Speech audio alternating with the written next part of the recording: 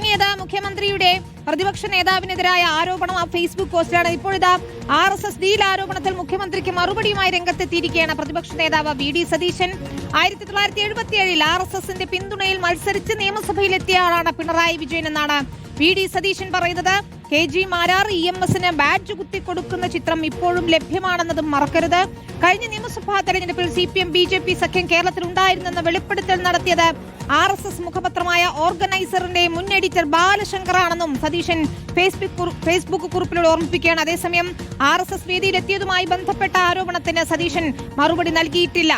റോഷിപാലാണ് ചേരുന്നത്. റോഷിപാൽ, പ്രതിപക്ഷ നേതാവിന്റെ മറുപടി ഇതാ വന്നിരിക്കുകയാണ്. ചരിത്രം ഓർമ്മിപ്പിച്ചുകൊണ്ട് തന്നെയാണ് മുഖ്യമന്ത്രിക്ക് മറുപടി നൽകുന്നത്, അല്ലേ?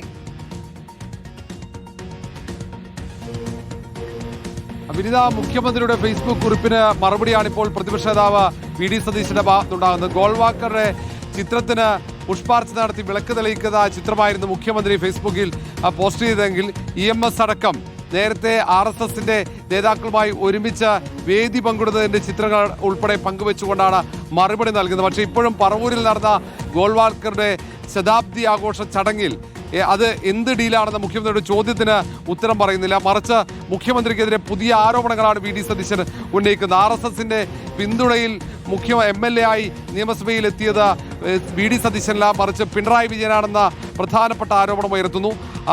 RSS ഏജന്റാണ് പിണറായി വിജയൻ എന്ന മറ്റൊരു ആരോപണം കൂടിയുണ്ട്. 1977 ചരിത്രം ഓർമ്മിപ്പിച്ചാണ് ഇപ്പോൾ VD സതീശൻ മുഖ്യമന്ത്രി പിണറായി വിജയനെതിരെയുള്ള പ്രധാന ആരോപണം ഉയർത്തുന്നത്. KG മാരാർ EMSന് ബാഡ്ജ് കുത്തി കൊടുക്കുന്ന ഒരു ചിത്രം കൂടി സോഷ്യൽ മീഡിയയിൽ പങ്കുവെക്കുന്നുണ്ട്. പാലക്കാട് ശിവദാസ് മേനോന്റെ പ്രചാരണ പരിപാടിയിൽ BJP നേതാവ് LK അദ്വാനി പങ്കെടുത്ത ചിത്രവും പങ്കുവച്ചിട്ടുണ്ട്. അതിന് പുറമെ ഏറ്റവും പുതിയ സംഭവവികാസങ്ങൾ കൂടി ചേർത്തു വെക്കുന്നുണ്ട്. ദേശീയപാത തകർന്നു വീണപ്പോൾ നാഗ്പൂരിൽ RSS ആസ്ഥാനത്തിന്റെ പ്രതിനിധിയായി നിതിൻ ഗഡ്കരിക്ക് അമ്മാടപ്പെട്ടിയുമായി പൊന്നാടിയും പോയത് പിണറായി വിജയനാണ്.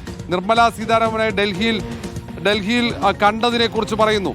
അമിത്ഷാ പറഞ്ഞപ്പോൾ 90 ഡിഗ്രി കുനിഞ്ഞു നിന്ന് PM ശ്രീയിൽ ഒപ്പുവെച്ചയാളുടെ പേര് പിണറായി വിജയനാണെന്ന് VD സതീശൻ ആരോപണം ഉന്നയിക്കുന്നുണ്ട്. അങ്ങനെ ഒരു ഘട്ടത്തിൽ RSS വോട്ട് വേണ്ടെന്ന് പറഞ്ഞിട്ടുണ്ടെന്നും എല്ലാ ഘട്ടത്തിലും അങ്ങനെ പറഞ്ഞിട്ടില്ലെന്ന് ഒരു ചാനലിന് അഭിമുഖം നൽകിയ ആളുടെ പേര് പിണറായി വിജയനാണെന്ന് VD സതീശൻ ആരോപിക്കുന്നു.